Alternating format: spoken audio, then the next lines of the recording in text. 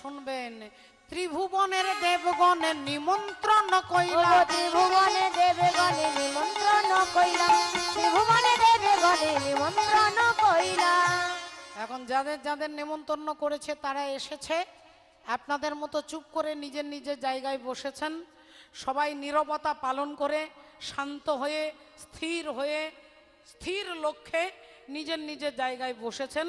কিন্তু আগে যজ্ঞটা আজকে শুরু করতে পারছে না, কারণ যজ্ঞের আজকে যিনি প্রধান অতিথি, যিনি স্পেশাল গেস্ট, প্রধান অতিথি তিনি হচ্ছেন প্রজাপতি দক্ষ রাজা।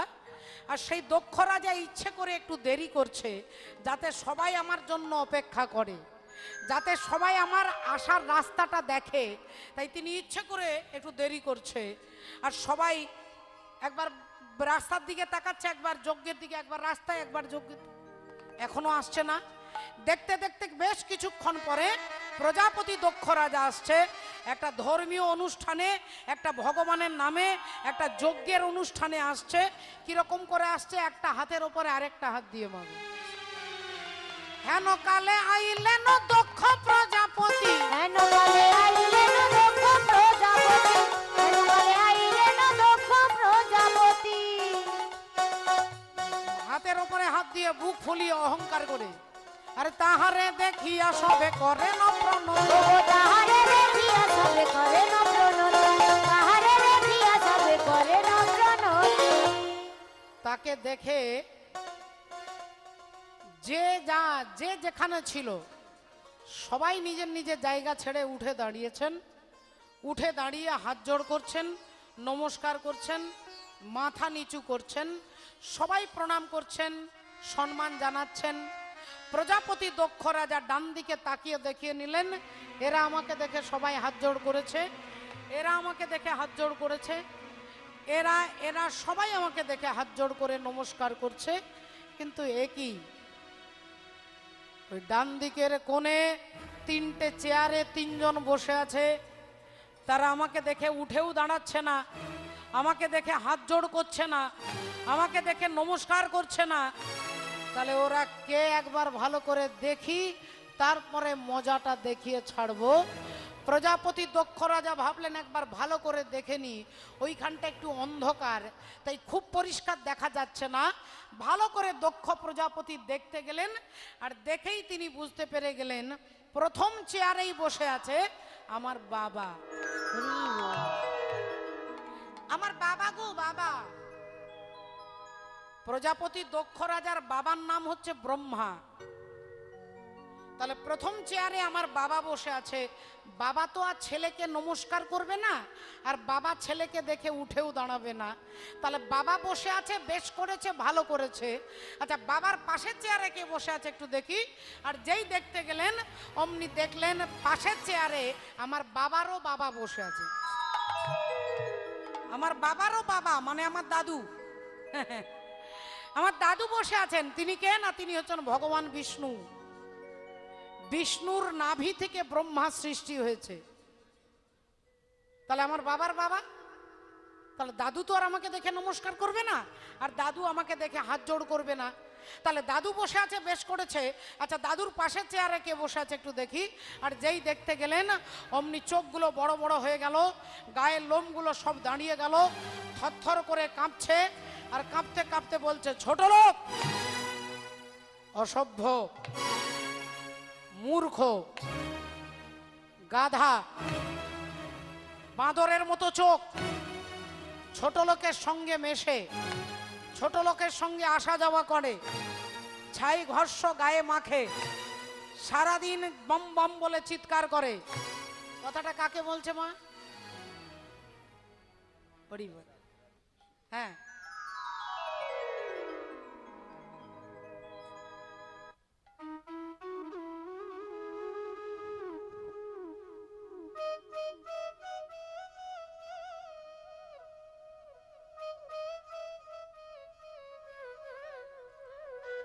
হরি বল।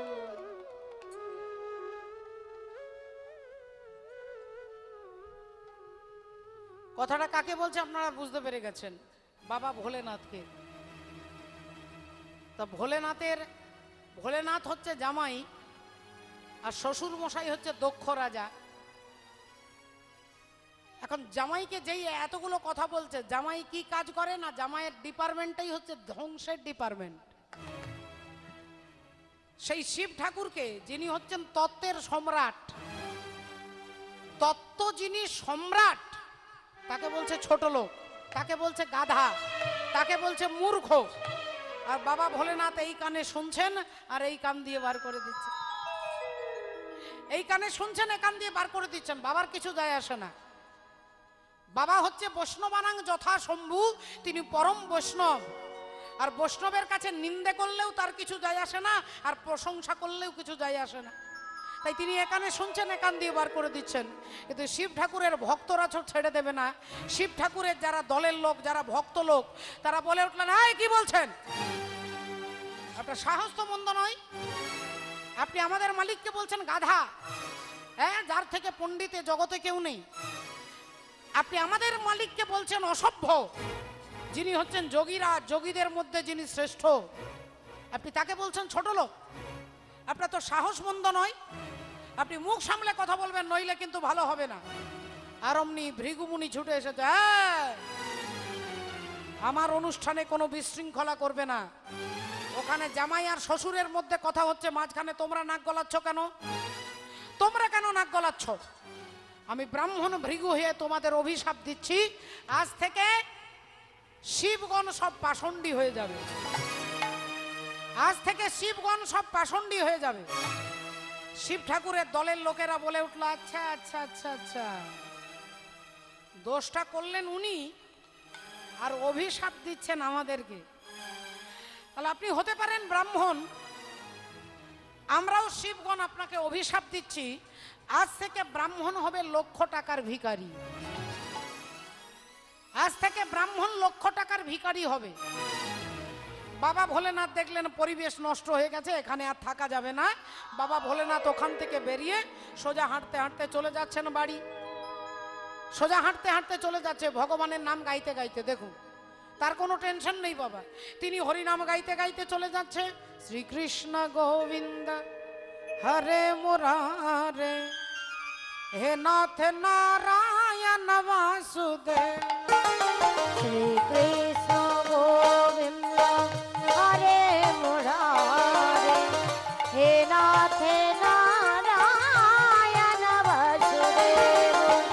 শ্রীকৃষ্ণ গোবিন্দ হরে মুরারে, হে নাথ নারায়ণ বাসুদেব। একমাত্র স্বামী সখা हमारे, একমাত্র স্বামী সখা हमारे। হে নাথ নারায়ণ বাসুদেব। শ্রীকৃষ্ণ গোবিন্দ হরে মুরারে, হে নাথ নারায়ণ বাসুদেব। শ্রীকৃষ্ণ গোবিন্দ হরে মুরারে, হে নাথ নারায়ণ বাসুদেব। কৃষ্ণ গোবিন্দ হরে মুরারে, হরে নাথ কৃষ্ণ হরে কৃষ্ণ রাধে কৃষ্ণ রাধে রাধে কৃষ্ণ রাধে কৃষ্ণ রাধে কৃষ্ণ রাধে রাধে কৃষ্ণ সীতারাম সীতারাম সীতারাম। বাবা ভোলেনাথ বাড়ি এসেছে, আর যেই তিনি বসেছেন, আপনারা তো আগেই জানলেন যে তার মনের মধ্যে কোনো টেনশন নেই, কোনো দুঃখও নেই। তিনি এসে বসেছে গুনগুন করে গান গাইতে গাইতে। আর অমনি তার স্ত্রী মা সতী বলে উঠলেন, স্বামী আপনি এখনো বসে আছেন? আজকে যে আপনার নেমন্তন্ন আছে অগস্ত্য ঋষির আশ্রমে, অগস্ত্য ঋষির আশ্রমে মহারাষ্ট্র, সেই অগস্ত্য ঋষির আশ্রমে আজকে আপনার কীর্তন হবে, কীর্তন শুনবার নেমন্তন্ন করেছে, আপনি যাবেন না? যেই বলেছে কীর্তন হবে অমনি বাবা ভোলেনাথ উঠে দাঁড়িয়েছে, এক্ষুনি যাব, এক্ষুনি আমি যাব কীর্তন শুনতে। আর যেই তিনি একটা পা বাড়িয়েছে অমনি সতী সামনে গিয়ে বলছে, বলি আমিও তোমার সঙ্গে যাব, বলি আমিও তোমার সঙ্গে যাব, আমিও তোমার সঙ্গে যাব, ওগো আমিও তোমার সঙ্গে যাব। আমিও তোমার সঙ্গে যাব। এই দাঁড়াও, তুমি আমার সঙ্গে যাবে কি করবে? তাহলে আপনি কীর্তন শুনবেন, আমিও শুনবো। আরে তুমি কীর্তন শুনবে, হরি বল, নয় মায়ের মতো মাঝে মাঝে চশমা পরে ঘুমোবে, হতে পারে। এবার উনি চশমা পরে ঘুমোচ্ছেন, আমি যদি বলি ঘুমোচ্ছে, উনি বলবেন আমি ঘুমোইনি, চোখ বন্ধ করে আমি ধ্যান করছিলাম, হতে পারে মা। তা তুমি যে কীর্তন শুনতে আমার সঙ্গে যাবে, তুমি সারা রাত্রি কীর্তন শুনতে পারবে তো? বলে আমি তোমার সাথে হরি নাম শুনিব, আমিও তোমার সঙ্গে যাব, তোমার সাথে হরি নামে শুনিব, আমিও তোমার সঙ্গে যাব, আমি হরি নামে শুনিব, ও আমিও তোমার সঙ্গে গৌর যাব, সীতানাথ তোমার সাথে হরি নামে শুন, ও আমিও তোমার সঙ্গে যাব, তোমার সাথে হরি নামে শুন, আমার সঙ্গে যাব, তোমার সাথে হরি নামে শুনিব, আমিও তোমার সঙ্গে যাব। আচ্ছা বেশ, তাহলে চলো আমরা দুজনে স্বামী স্ত্রী যাই। এখন দুজনে একটা ষাঁড়ের পিঠে চেপে আর ওপর দিয়ে আকাশ মার্গে ওপর দিয়ে যাচ্ছেন আজকে। এখন সারা রাত্রি কীর্তন হবে, অগস্ত্য ঋষির আশ্রমে সারা রাত কীর্তন শুনে সকালবেলায় বাবা ভোলেনাথ আর মা সতী দুজনে আবার সেই রাস্তা দিয়ে ফিরে আসছে। এখন সারা রাত্রি কীর্তন শুনেছে মা, বুঝতেই পারছেন রাত্রি জেগেছে তো, তাই একটু মা সতী একটু চুপচাপ ভাবছে চোখগুলো বন্ধ করে রাখি। এখন তিনি চোখ বন্ধ করে আসছে আর বাবা ভোলেনাথ দেখছে চারিদিকে সুন্দর মিষ্টি বাতাস, ফুলের গন্ধ উঠছে, পাখির কুজন, পাখিরা চিৎকার করছে, কলতান করছেন। আর এই মিষ্টি শব্দ শুনে হঠাৎ বাবা ভোলেনাথ নিচের দিকে তাকিয়েছে, আর নিচের দিকে তাকিয়ে হাতে তালি দিচ্ছে, আর হাতে তালি দিয়ে বলছে বাবা বাবা বাবা, খুব ভালো খুব ভালো খুব ভালো। আর যেই হাতে তালি দিয়েছে চিৎকার করছে অমনি মা সতীর ঘুম ভেঙে গেছে। আরে স্বামী, কি ব্যাপার, আপনি হঠাৎ করে হাতে তালি দিয়ে চিৎকার করছেন, কি হয়েছে আপনার, কি হয়েছে, কি দেখলেন আপনি? বাবা ভোলেনাথ বললেন কি দেখেছি, একবার নিচের দিকে তাকাও, নিচে দেখো, নিচে। ওপর থেকে এখন নিচের দিকে তাকিয়ে দেখছেন ভগবান রামচন্দ্র একটা গাছকে জড়িয়ে ধরে কাঁদছে আর বলছে ওরে ওরে বৃক্ষ, তুই আমার সীতাকে দেখেছিস, তুই আমার সীতাকে দেখেছিস?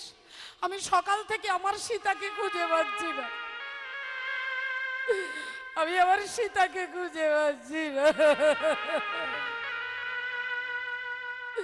তুই তো অনেক লম্বা, তুই আমার সীতাকে দেখতে পাচ্ছিস না, দেখ না। এমন সময় একটা হাতি আসছে, হাতির সুরে ধরে রামচন্দ্র কাঁদছে, বলছে ওরে আমার সীতাকে দেখেছিস? একটা বাঘকে বলছে ওরে আমার সীতাকে দেখেছিস? একটা হরিণকে বলছে আমার সীতাকে দেখেছিস? পাগলের মতো চিৎকার করছে সীতাকে দেখেছিস, সীতাকে দেখেছিস? আর এই দৃশ্য দেখে বাবা ভোলেনাথ হাতে তালি দিচ্ছে আর হাসছেন। বাবা ভোলেনাথের গুরু হচ্ছে রাম, আর গুরুদেব কান্নাকাটি করছে আর শিষ্য হাতে তালি দিচ্ছে। কেন? বলে শিষ্য জানে, শিব ঠাকুর জানে যে সীতা দেবীকে যে রাবণ রাজা তুলে নিয়ে গেছে, সেই রাবণের ঠাকুর দাদারও ক্ষমতা নেই যে তিনি সীতা দেবীকে হরণ করতে পারবেন যতক্ষণ পর্যন্ত ভগবানের ইচ্ছে না হয়। বাবা ভগবানের ইচ্ছে ছাড়া যদি একটা গাছের পাতা না নড়ে তাহলে রাবণ কি করে সীতা দেবীকে হরণ করবে? বলে রামচন্দ্র পারমিশন দিয়েছিলেন, রামচন্দ্র অনুমতি দিয়েছিলেন যে তুমি আমার সীতাকে হরণ করে নিয়ে যাবে।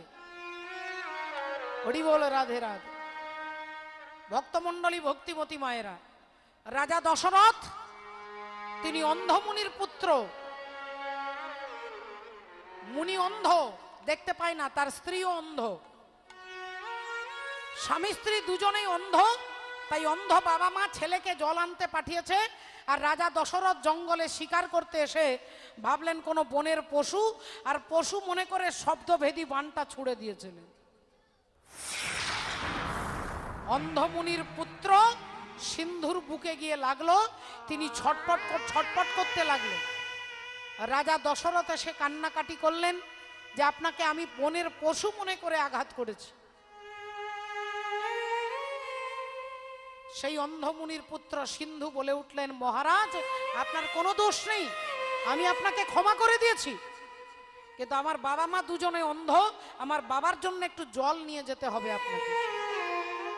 রাজা দশরথ সেই জল অন্ধমুনিকে দিতে এসেছিলেন। পরে যখন জানলেন যে আমার ছেলেকে ইনি হত্যা করেছে, অভিশাপ দিল, একদিন আমার মতো পুত্র শোকে তুমিও মরবে, আমার মতো পুত্র শোকে তুমিও মরবে। এই অন্ধমুনির অভিশাপ রাজা দশরথের লাগলো। 14 বছরের জন্য ভগবান রামচন্দ্র বেরিয়ে গেলেন, আর সেই শোকে রাজা দশরথের মৃত্যু হয়েছিল। ভক্তিমতী মায়েরা, সেই রাজা দশরথ অন্ধমুনিকে যখন হত্যা করেছে, প্রায়শ্চিত্ত করবার জন্য ব্রাহ্মণ সেবা দিতে বলেছে। ব্রাহ্মণকে সেবা দিতে হবে। কোন ব্রাহ্মণ? বলে যিনি আজ পর্যন্ত কারোর বাড়িতে এক গ্লাস জল গ্রহণ করেননি। সেই ব্রাহ্মণ যিনি 4টে বেদকে মুখস্থ করেছে, সেই ব্রাহ্মণ। তিনি কে? না, তিনি হচ্ছেন রাবণ রাজা। রাবণ রাজা এসেছেন দশরথ রাজার বাড়িতে, সেবা করেছেন, দক্ষিণা দিতে চাইছে। বলুন কি দক্ষিণা লাগবে?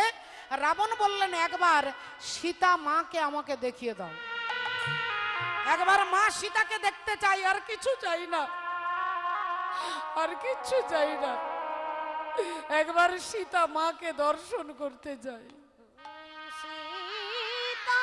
রাজা দশরথ রাবণকে এনে সীতা মায়ের কাছে দাঁড় করিয়ে দিলেন। মা সীতা দেবী বলছেন, বলো বাবা তুমি কি চাও? রাবণ বললেন, তোমার স্বামীর কৃপা পেতে চাই, তোমার স্বামীর কৃপা পেতে চাই। সীতা দেবী রামচন্দ্রকে ডাকলেন। রামচন্দ্র বলছে, বলো কি চাও? রাবণ বললেন, আমি তোমার হাতে মরতে চাই, মরিতে চাই।